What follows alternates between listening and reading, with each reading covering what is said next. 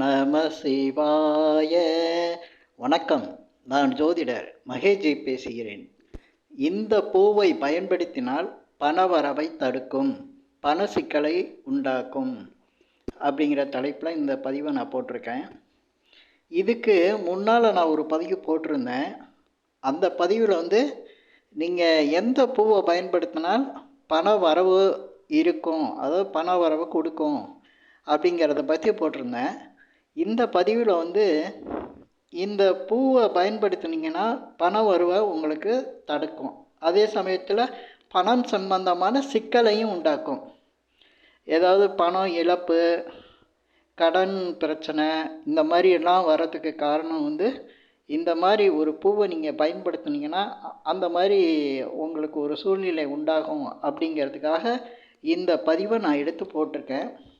இதில் அஸ்வினியிலேருந்து ரேவதி வரையும் 27 நட்சத்திரத்துக்கும் எந்த பூவை பயன்படுத்தக்கூடாது அப்படிங்கிற அந்த தகவலை தான் இதில் சொல்லியிருக்கேன். இப்போ நான் உங்களுக்கு ஒவ்வொரு நட்சத்திரமாக சொல்லி அந்த நட்சத்திரத்துக்கு இந்த பூவை பயன்படுத்தக்கூடாது, பயன்படுத்தினா இந்த மாதிரி உங்களுக்கு பணம் வர்றதையும் தடுக்கும், பண சிக்கலையும் உண்டாக்கும். அப்படி இருக்கக்கூடிய இந்த பூவை நான் இதில் சொல்ல ஆரம்பிக்கிறேன். இப்போ முதல்ல அஸ்வினி நட்சத்திரத்துக்கு, அஸ்வினி நட்சத்திரக்காரங்க பன்னீர் ரோஜாவை பயன்படுத்தினா அவங்களுக்கு பண பிரச்சனை உண்டாகும்.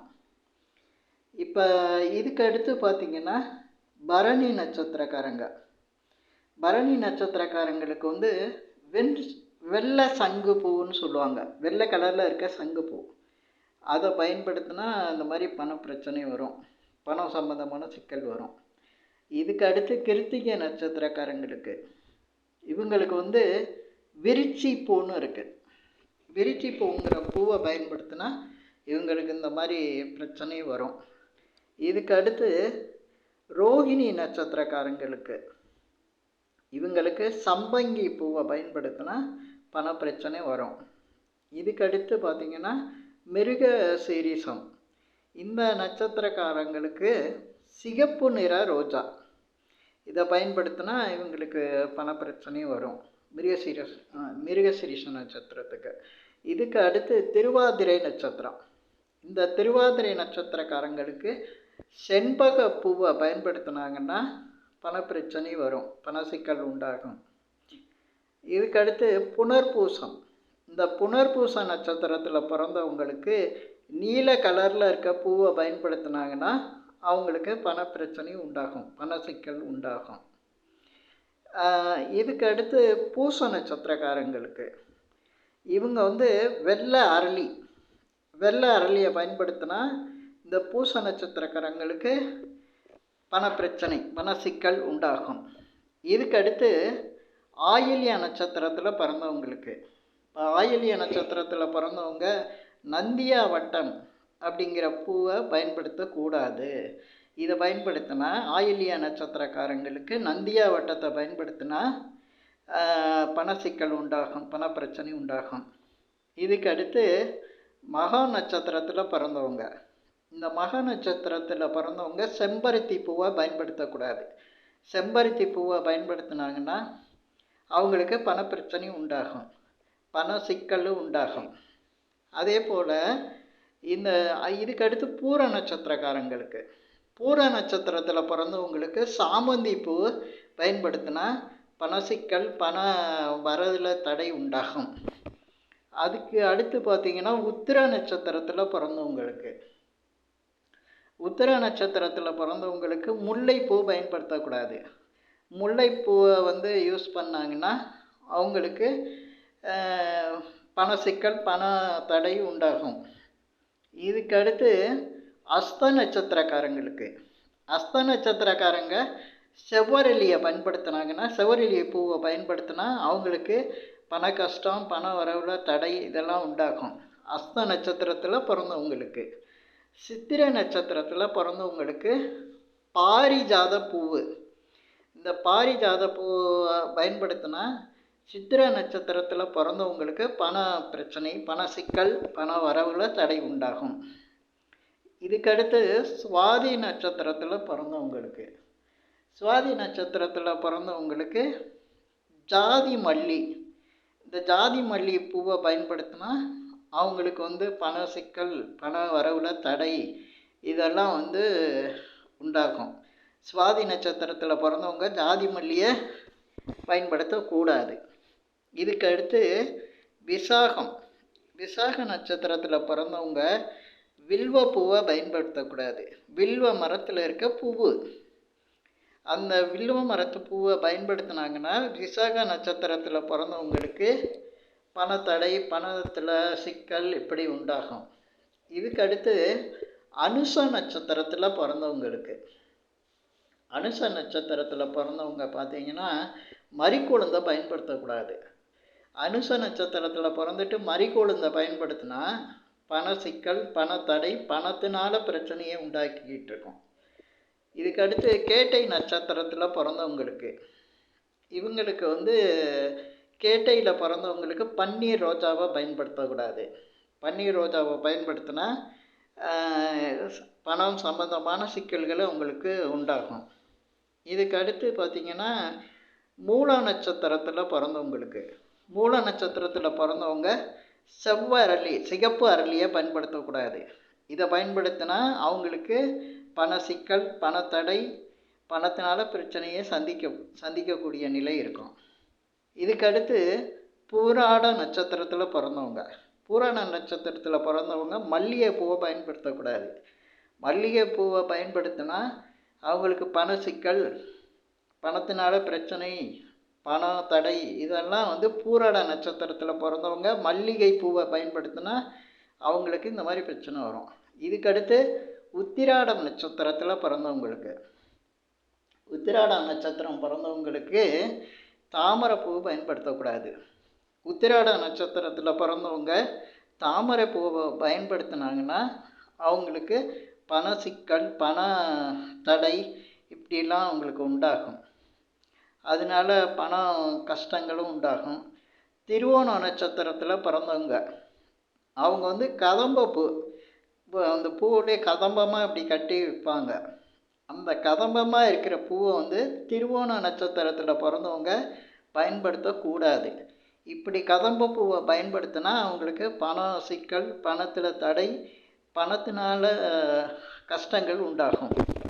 இதுக்கு அடுத்து அவிட்ட நட்சத்திரத்தில் பிறந்தவங்க, அவிட்ட நட்சத்திரத்தில் பிறந்தவங்களுக்கு வெள்ளை தாமரை, வெள்ளை கலரில் இருக்க தாமரையை வந்து அவிட்ட நட்சத்திரக்காரங்க பயன்படுத்தக்கூடாது. இப்படி வெள்ளை தாமரை அவிட்ட நட்சத்திரக்காரங்க பயன்படுத்தினா அவங்களுக்கு பண விஷயங்களில் பிரச்சனை, பணத்தடை, பணத்தினால சிக்கல் அப்படிங்கிறத அவிட்ட நட்சத்திரக்காரங்களுக்கு ஏற்படும்.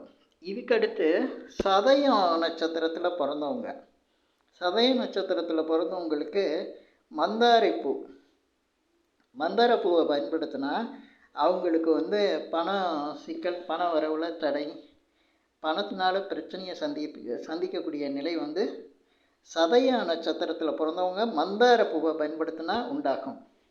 இதுக்கடுத்து பூரட்டாதி, பூரட்டாதி நட்சத்திரத்தில் பிறந்தவங்க மஞ்சள் அரளியை பயன்படுத்தினா அவங்களுக்கு வந்து பண சிக்கல், பணத்தில் தடை, பண கஷ்டம் இதெல்லாம் வந்து பூரட்டாதி நட்சத்திரத்தில் பிறந்தவங்க மஞ்சள் அரளியை பயன்படுத்தினா உண்டாகும். அதனால் பூரட்டாதி நட்சத்திரக்காரங்க மஞ்சள் அரளியை பயன்படுத்துகிறத தவிர்க்கணும். இதுக்கடுத்து உத்திரட்டாதி நட்சத்திரக்காரங்களுக்கு, உத்திரட்டாதி நட்சத்திரத்தில் பிறந்தவங்க இருவாட்சி பூ, இருவாட்சி பூன்னு ஒன்று இருக்குது, அந்த இருவாட்சி பூவை பயன்படுத்தினா உத்திரட்டாதி நட்சத்திரத்தில் பிறந்தவங்களுக்கு பண சிக்கல், பணத்தினால பிரச்சனை, பணத்தடை இதெல்லாம் உண்டாகும். ரேவதி நட்சத்திரத்தில் பிறந்தவங்களுக்கு சிகப்பு கலரில் இருக்க முல்லைப்பூ, இதை பயன்படுத்தினாங்கன்னா அவங்களுக்கு பணம் சம்பந்தமான பிரச்சனை, பணத்தடை, பணத்தினால பிரச்சனையை சந்திக்க வேண்டிய நிலை ரேவதி நட்சத்திரத்தில் பிறந்தவங்களுக்கு சிவப்பு கலரில் இருக்க முல்லையை பயன்படுத்தினா உண்டாகும். இப்போ நான் இதில் வந்து 27 நட்சத்திரத்தில் பிறந்தவங்களுக்கும் இந்த பூவை பயன்படுத்தினா இந்த மாதிரி பண தடை, பண சிக்கல், பணத்தினால பிரச்சனையை சந்திக்கக்கூடிய நிலை உண்டாகும்னு சொல்லியிருக்கேன். நிறைய பேர் அதை எப்படி பயன்படுத்தக்கூடாது அப்படின்னு கேட்குறாங்க. இப்போ அந்த பூவை நீங்கள் வந்து யூஸ் பண்ணணுங்கிறதே கிடையாது. இந்த பூவை இருக்கிற செடியை கூட நீங்கள் வீட்டில் வச்சுக்க வேணாம். இப்போ நான் இந்த மாதிரி பூவெல்லாம் சொல்கிறேன்னா, அந்த பூ செடியை வீட்டில் வச்சுருக்கிறது அந்த நட்சத்திரக்காரங்களுக்கு இந்த பண பிரச்சனையை கொடுக்கும். அதே போல் அந்த பூவை வந்து யாராவது மற்றவங்களால் இவங்களுக்கு அது கிடைக்கிற மாதிரி சும்மா கிடைக்கிது. சில பேருக்கு வந்து சும்மா கிடைச்சா எது வேணாலும் வாங்கிடுவாங்க. எனக்கு பணம் இல்லாமல் சும்மாவே அந்த பூ கிடைக்கிது, பக்கத்து வீட்டில் போய் எடுத்துக்கிறேன், எனக்கு சாமி கும்பிட்றதுக்கு மற்றதுக்கெல்லாம் அந்த பூ தான் எனக்கு தேவைப்படுது அப்படின்னா, இந்த பூவை பயன்படுத்தினா இந்த மாதிரி பணப்பிரச்சனையை சந்திக்கிற மாதிரி இருக்கும். இதுக்கு வந்து நிறைய சொல்லலாம். அந்த பூவை வந்து பயன்படுத்தாமல் இருக்கிறதுக்கு, பயன்படுத்துறதுக்கெல்லாம் காரணங்கள் வந்து எவ்வளவோ இருக்குது.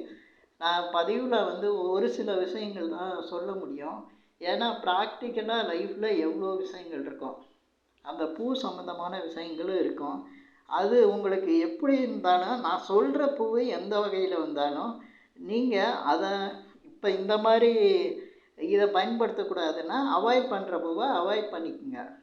அதே போல் இந்த பூவை நான் பயன்படுத்துங்க, அதனால பண வரவு வரும், பொருளாதார நிலை உயரும் அப்படின்னு நான் சொன்னேன்னா அந்த பூவை நீங்கள் பயன்படுத்துங்க. அது எந்த வகையில் இருந்தாலும் அந்த மாதிரி தான் எடுத்துக்கணும். ஏன்னா ப்ராக்டிக்கல் லைஃப்பில் அது எந்த விதத்தில் வேணாலும் நம்ம எடுத்துக்கலாம். இந்த பதிவில் நான் சொல்கிற விஷயங்கள்லாம் வந்து 100% உங்களுக்கு மிக சரியாகவே இருக்கும். ஏன்னா நட்சத்திரங்களுக்கு உள்ள விஷயங்கள் எவ்வளவோ இருக்குது. இது மாதிரி அடுத்தடுத்து நான் பல விஷயங்கள் வந்து என்னோடய பதிவில் வந்து சொல்லிக்கிட்டு வரேன்.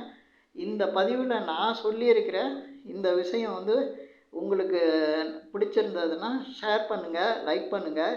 அதே போல் இந்த சேனலுக்கு சப்ஸ்கிரைப் பண்ணுங்கள். என்கிட்ட ஜாதகம் பார்க்குறவங்க மட்டும் கீழே இருக்க என் நம்பருக்கு கால் பண்ணுங்கள். நன்றி, வணக்கம்.